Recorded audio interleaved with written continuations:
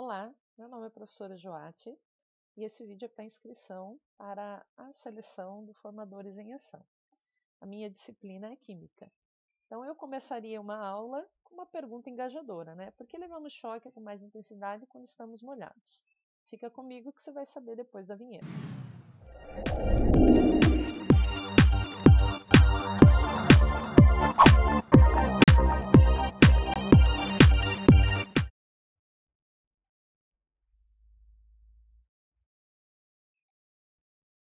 Então, gente, aqui eu estou usando um simulador, né, da Universidade do Colorado, uma página na internet, ela é de livre acesso. E aqui a gente tem um simuladorzinho, né? Então aqui um recipiente com água e um pouquinho de sal. Eu vou adicionar sal aqui nesse recipiente. E depois eu vou pegar um aparato, né, para medir a condutividade elétrica dessa solução, ou seja, ver se essa solução é capaz ou não de conduzir corrente elétrica. Então aqui de maneira bem simples, né, nós temos aqui esses tracinhos indicando que a lâmpada está acesa. Quando eu removo o sal, obviamente a lâmpada se apaga. E se eu, em vez de adicionar sal, eu adicionasse açúcar, será que a lâmpada também acenderia? Vamos observar aqui. Vou pegar lá o aparato. Opa, caiu mais um pouquinho. Vou pegar aqui o aparato. Obviamente a gente observou que não acende. Então o que está acontecendo aqui? Por que algumas soluções conduzem corrente elétrica e outras soluções não conduzem corrente elétrica? Vamos observar. Então, nossa perguntinha inicial, calma que nós vamos responder ela daqui a pouquinho. Deixa eu pegar aqui.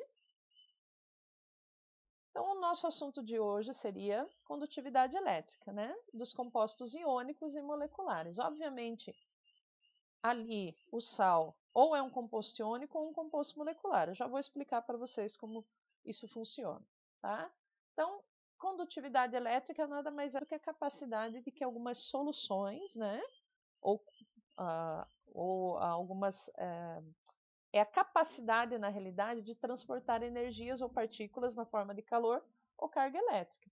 Algumas soluções que a gente chama de eletrólitos, quando estão dissolvidas em água, ou seja, em solução aquosa, elas são capazes de gerar íons e, com isso, conduzem corrente elétrica. Tá? Então, um teste muito simples de condutividade que a gente costuma fazer na química, é esse aparato aqui. Né? Eu tenho uma lâmpada ligada na energia com um polo positivo e um polo negativo. Como nós sabemos, né, os metais são bons condutores de eletricidade.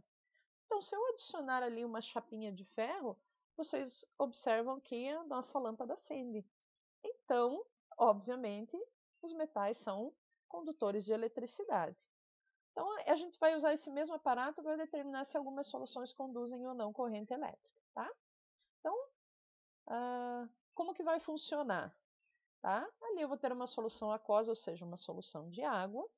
Ela está ligada à luz e vocês estão vendo que a lâmpada não acendeu. Então, ela não é um condutor de corrente elétrica. Se essa lâmpada acendesse, nós diríamos que a solução ali presente, solução teste ou amostra, seria um eletrólito, tá? Conduziria corrente elétrica.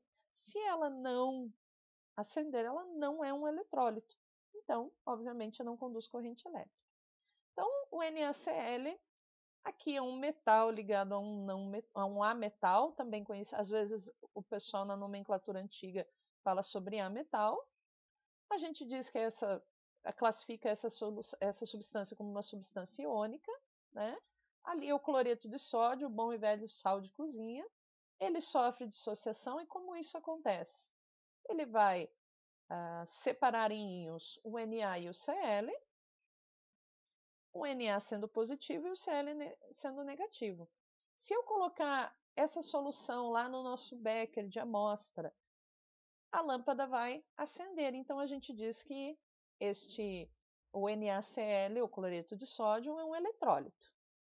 Seguinte, o HCl, tá? Ele é um hidrogênio ligado a um ametal. A gente diz que classifica essa substância como molecular. O HCl é o ácido clorídrico, está presente principalmente aí no nosso estômago, tá? Auxilia na nossa digestão.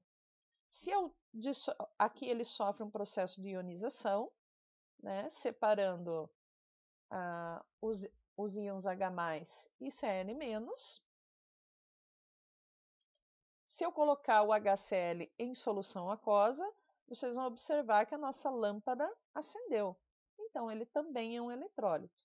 Como a gente observou lá no simulador, se eu colocar o açúcar, né, em água, primeiro eu tenho que classificar ela, né? Então, ali eu vou ter um ametal ligado a um ametal, tudo bem? É o carbono ligado ao oxigênio. E depois eu vou ter um ametal ligado ao hidrogênio, que é o oxigênio ligado ao hidrogênio. Essa solução, essa substância, a gente classifica ela como molecular. Ela não dissocia ou ioniza. A gente diz que a sacarose sofre um processo de solubilização. Obviamente, se eu colocar ela na nossa solução, ela não vai acender. Então, ela não conduz corrente elétrica, tá? Aí você diz assim, mas professora, por que eu levo choque quando eu estou molhada, né? Se tem um fio descascado e eu acabo encostando nesse fio. O que acontece? Na superfície da nossa pele, nós temos alguns sais dissolvidos no suor. Com certeza, alguma vez vocês já experimentaram uma lágrima, né? E vocês puderam sentir que ela é um pouco salgadinha. Então, esses sais dissolvidos na pele, eles têm a propriedade muito semelhante da água, do sal, por exemplo, dissolvido na água. Eles se tornam eletrólitos e, por isso, conduzem corrente elétrica e, consequentemente, nós tomamos um pouquinho de choque, né? Então, gente, isso seria uma maneira que eu conduziria os meus alunos em sala de aula, né? Ao final, eu faria uma atividade bastante simples. Eu faria uma atividade bastante simples na internet, né? Tem um site chamado Live Worksheet. Eu vou abrir aqui para vocês, para mostrar, né? Deixa eu pegar aqui, abrir bem certinho para vocês.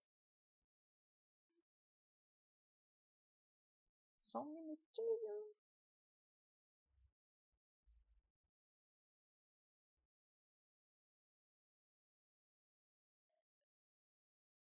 Então tá aqui, o site chamado Live Worksheet, deixa eu mostrar aqui para vocês, né?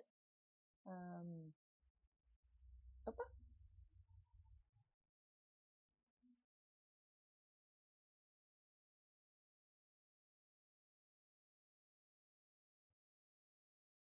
Então eu abriria o site Live Worksheets, né? Que é, traduzindo de maneira livre, seria folhinhas interativas. E nessas folhinhas aqui eu colocaria algumas atividades e pediria para os alunos classificarem as substâncias aqui que conduzem ou não corrente elétrica. Então, gente, esse é o vídeo que eu gostaria de mostrar para vocês, dizendo que eu tenho muita alegria de servir como professora formadora e que espero poder estar aí mais esse finalzinho de ano com vocês. Obrigada.